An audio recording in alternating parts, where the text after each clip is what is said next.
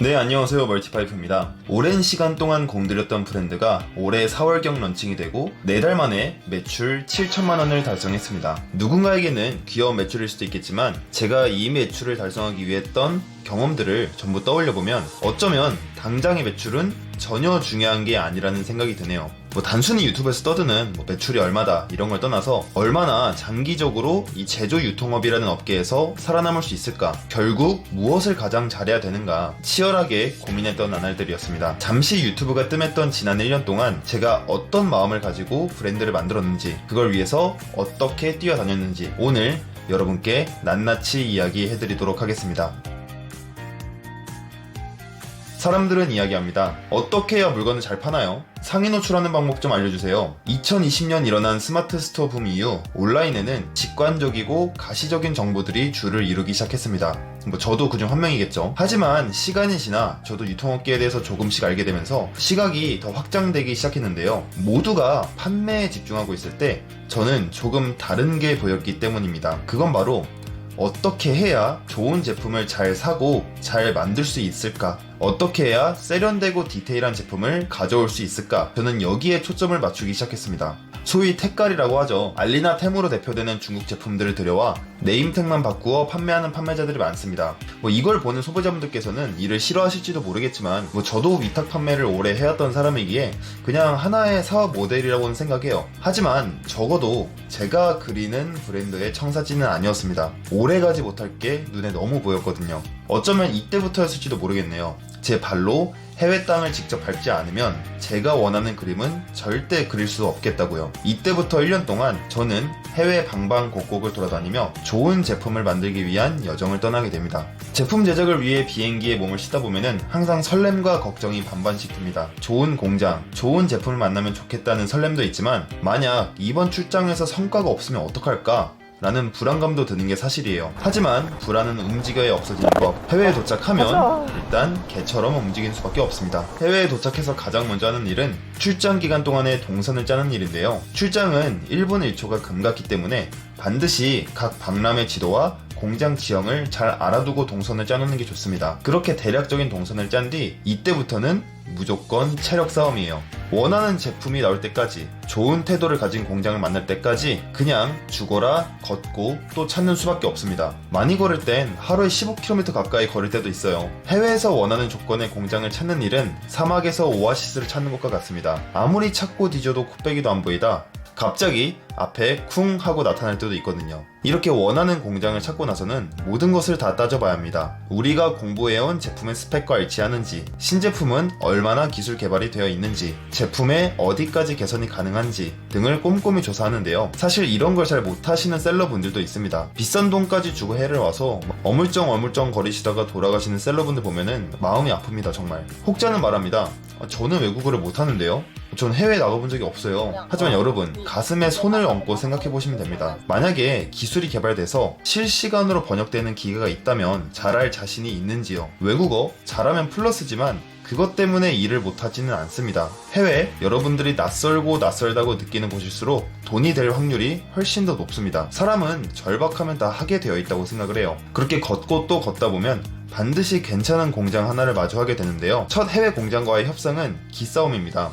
쓸데없이 표정 안 좋게 짓고 시비 걸라는 뜻이 아니라 불필요하게 주눅들 필요가 없다는 뜻이에요. 저희도 정말 작은 중소기업이고 발주할 수 있는 수량도 항상 얼마 안 돼요. 하지만 그냥 당당하게 우리가 원하는 것을 이야기합니다. 그러면 공장 사람들도 함부로 여러분들을 대하지 못할 거예요. 제 영상을 보고 계신 대부분의 시청자분들은 자본을 많이 가지고 시작하시는 분들이 아니겠죠? 그렇다고 기죽지 마시고 대신 제품에 대해서 빠삭히 아시면 됩니다. 공장에서 나오는 사람들도 개발자가 아닌 경우도 많고 제품에 대해 생각보다 디테일하게 모르는 경우도 굉장히 많아요. 예를 들어 아무리 상대방 공장이 크고 여러분들이 작은 업체라고 해도 너희 이 상판 소재 뭐야? 플라스틱이라고?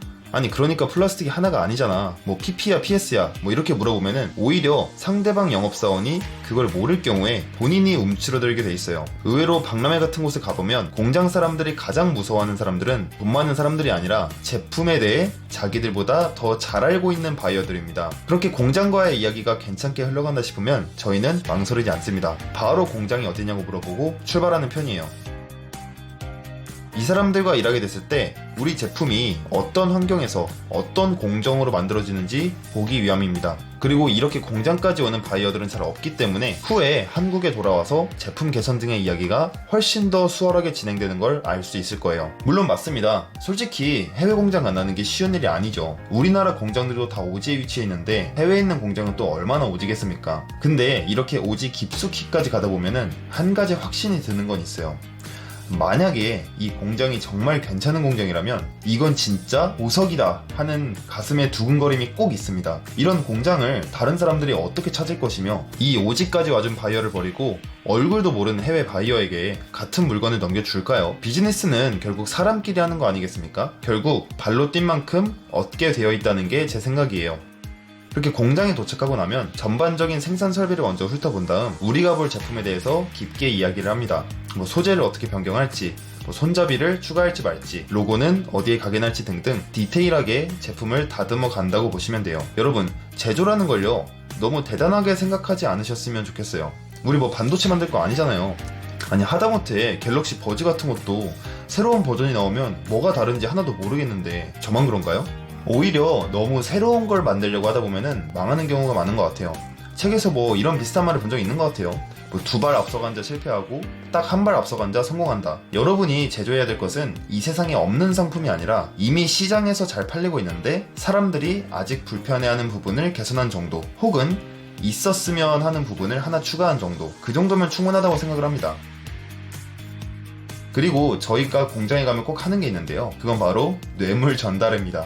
일단 선물 받으면 기분 좋지 않습니까? 이게 아무래도 외국끼리의 만남이다 보니 별거 아닌 선물도 가치 있게 느껴지는 경우가 많고 이 작은 선물이 생각보다 톡톡한 효과를 주는 경우도 많아요. 그러니 너무 부담스럽지 않은 선 안에서 선물 하나 정도는 하는 것도 괜찮을 것 같네요.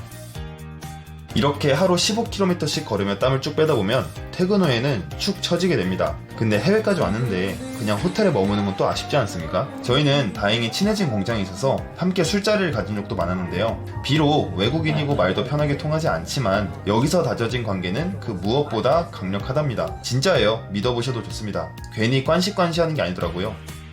이렇게 긴 출장을 마무리하고 귀국을 하게 되면 일이 산더미처럼 쌓이게 됩니다. 우선 공장에서 봤던 체크리스트들을 토대로 샘플을 만들어야 되는데요. 그래서 공장에서 최대한 명확하게 잘 말하고 오는 게 중요합니다. 한국으로 돌아와 버리는 순간 의사소통이 꼬이기 때문인데요. 샘플 제작도 시간이 걸리기에 2주에서 한 달 정도를 천천히 기다리며 제품을 디벨롭 해나가는 과정이 참 재미있습니다. 한 번에 마음에 드는 샘플이 오면 좋겠지만 아닌 경우가 더 많기 때문에 몇 번이나 제품이 왔다 갔다 하는 경우도 있어요. 그리고 그렇게 탄생된 세상에 하나뿐인 나만의 제품, 우리 브랜드의 로고가 박힌 나의 제품을 보면 그렇게 뿌듯할 수가 없습니다. 마치 자식을 낳은 기분이에요. 비록 현재 이커머스 업계에서는 상위 노출과 잘 파는 법에 혈안이 되어 있지만 결국 돌고 돌아 유통의 본질은 상품이 아닐까 하는 생각이 더 많이 드는 요즘입니다. 단기적으로 스킬을 몰라 버벅일 수는 있어도 결국 이런 것들은 배우고 익히면 그만인 것들이니까요. 해외에서 직접 제품을 만들어가며 저도 느낀 거지만 내 스스로가 내 제품에 자부심이 넘쳐야 그 태도가 소비자에게까지 전해지는 것 같아요. 판매자 스스로도 이 가격에 우리 제품보다 좋은 거 없을걸? 이라는 자신감이 있어야 어디에 입점해도 꿀리지 않는 것 같습니다. 저 역시 3년이라는 시간 동안 남의 제품만 팔아왔던 사람이지만 확실히 내가 만든 제품에는 몇 배의 애정이 들어가는 게 사실인 것 같아요.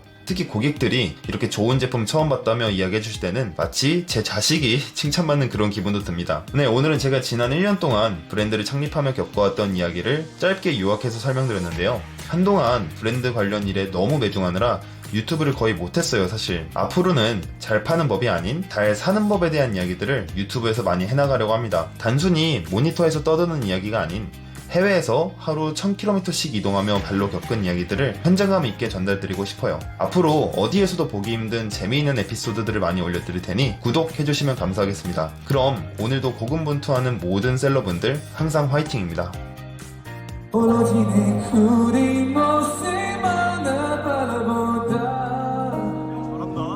자기 점이 되고 사라진다.